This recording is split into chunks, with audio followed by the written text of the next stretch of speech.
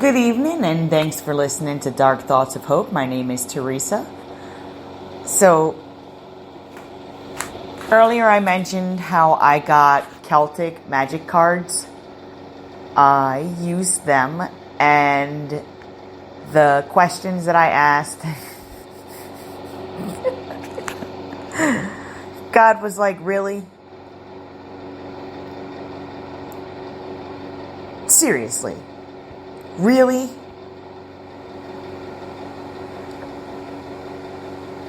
And after like the third time, he was like, ugh.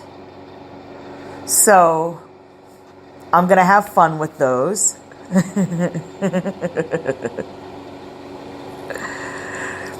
And I have a little bit relief from them. And I am burning incense because they smell really good. I got them from my friend Susan. From Susie Sunshine, I should say. Because I'm sure she has them on her site if you ask her. And you could find her at Susie Sunshine on Facebook. All right.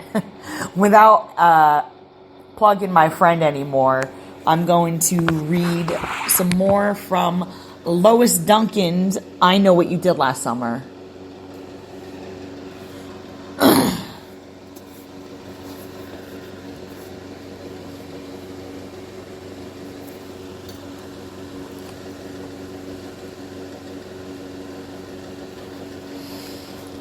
Helen awoke to the sound of a motor running. The waking was gradual. At first, the sound was there at the back of her conscience as part of a dream, and then it seemed to grow louder and louder so that the dream itself was lost in the roar.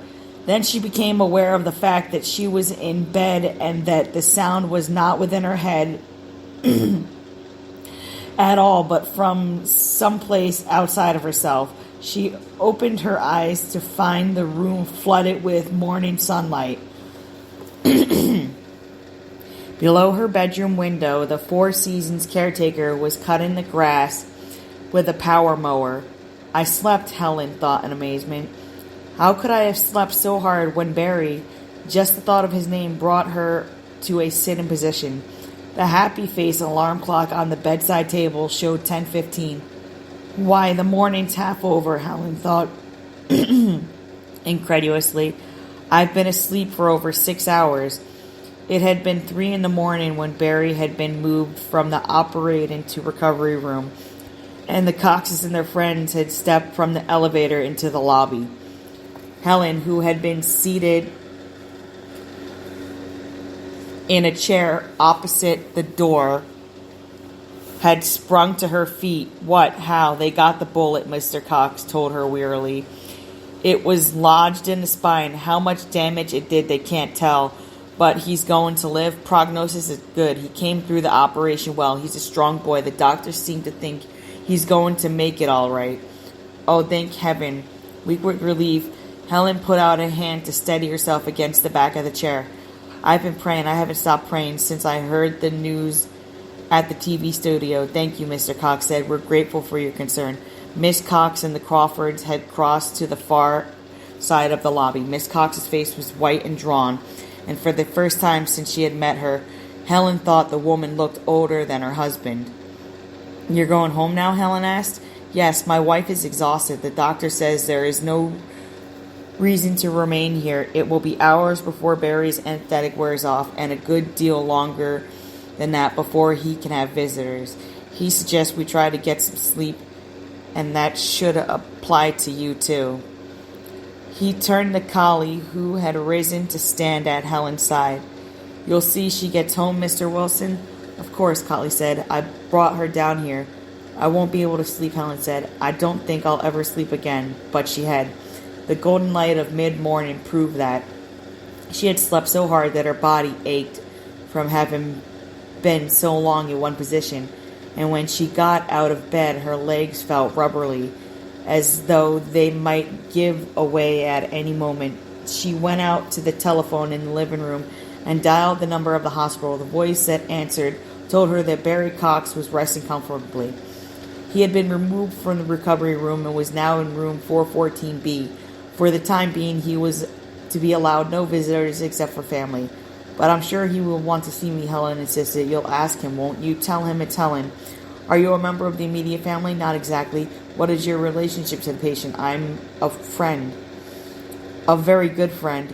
The orders are that Mr. Cox is to have no visitors outside of the immediate family. Oh, damn, Helen muttered as she replaced the receiver. I can imagine who made that rule. Dear Mama Cox herself. The events of the night before rose in her mind with the odd, unfocused quality of a nightmare. The announcement at the television station, Conley's arrival, the drive to the hospital, the cold, sharp hatred in the eyes of Barry's mother. If she hadn't phoned him, she had cried. If she hadn't insisted on dragging him out to meet her. But I didn't, Helen had told her. I didn't. They had not heard her, or they had heard but not listened. We're not blaming you, Helen, Mr. Cox had said. But in fact, they were blaming her, both of them.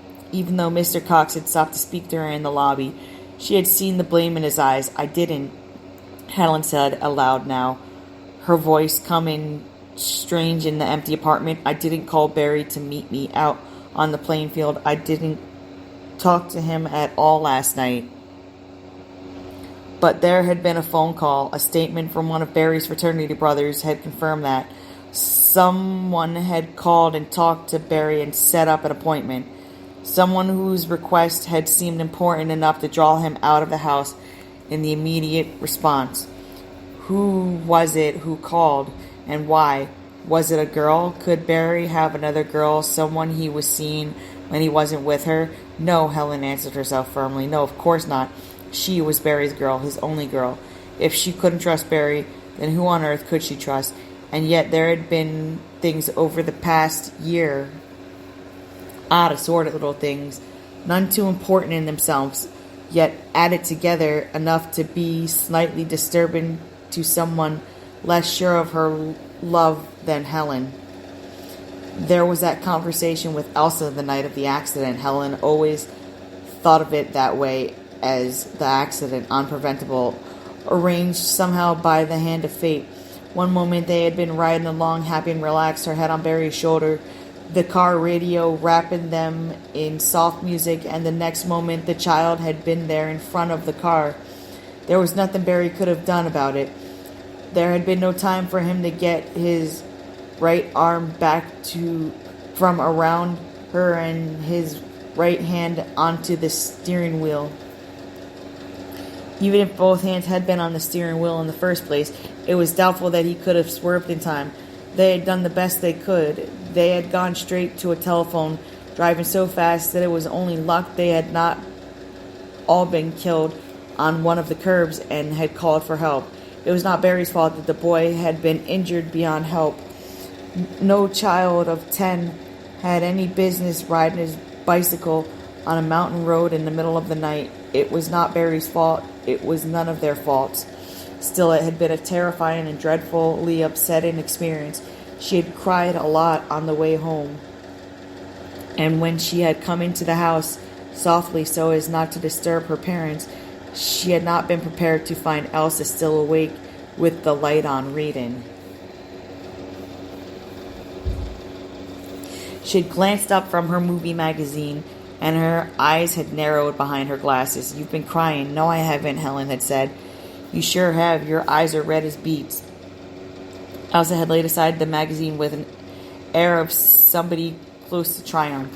What did he do? Break up with you? I've been wondering how long it would take for him to get around to it. Don't be silly, Haley said.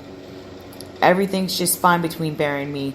Then why have you been crying? I told you I haven't been. It's just smoke in the car. Helen went to her side of the bureau and took her nightgown out of the top drawer. She could feel Elsa's eyes focus on her back. After a moment, Elsa said, If it didn't happen tonight, it will happen soon, you know. I don't know what you mean. You don't think Barry's going to stick with you now, do you? He's starting college in a couple of months. I don't know what difference that should make, Helen said. turning to face her sister. He's going to the university right here in town. He can see me every night if he wants to. But why should he want to? Elsa asked her. Face it, Helen, Barry's a catch for somebody. He's good looking, his family has money, he's a big football hero, every girl's dreamboat. There are a lot of sharp girls going to the university, real smoothies with brains and background. How do you think you're going to stack up? Barry loves me, Helen said defensively. Has he ever told you that? Well, not in those words exactly, but there were plenty of other girls in high school too. I'm the one he picked. High school is different, Elsa said. Guys look for different things than kid things. Big boobs and a rinse on your hair. That's cool stuff in high school. College guys are different. They're looking for quality. You're cruel, Helen said softly. She stood staring down at her sister's heavy, doughish face, at the pursed little mouth already indented at the corners with grooves of discontent. You're just jealous. Boys don't like you. They never have. You never had anybody like Barry. You're jealous because I do. I'm not jealous of you. I'm sorry for you. That's a lie, Helen said. Barry's not going to drop me. I may not have a high society background and folks with money and things like that, but I've got a lot to offer that other girls don't. Elsa regarded her coolly. Like what, for instance? Like Helen floundered for words. Dream on, Elsa said, and picked up her magazine. You just keep on dreaming on. The next day, Helen had taken her junior class picture, a good picture that showed her fine bones and shining hair and bright, perfect smile, and entered it in the Channel 5 Golden Girl contest. It turned out to be the smartest thing she had ever done. There was a rap at the door. Helen snapped out of her reverie with a jolt. Who is it? Collie, just checking to see how you got through the night. Alright, so I'm gonna cut it here because there's like 3 minutes left and I want to watch a little bit of my show before I go to bed. But I am glad that people are listening and enjoying my podcast and my stories and my reading. And I hope you guys all have a great night and God bless.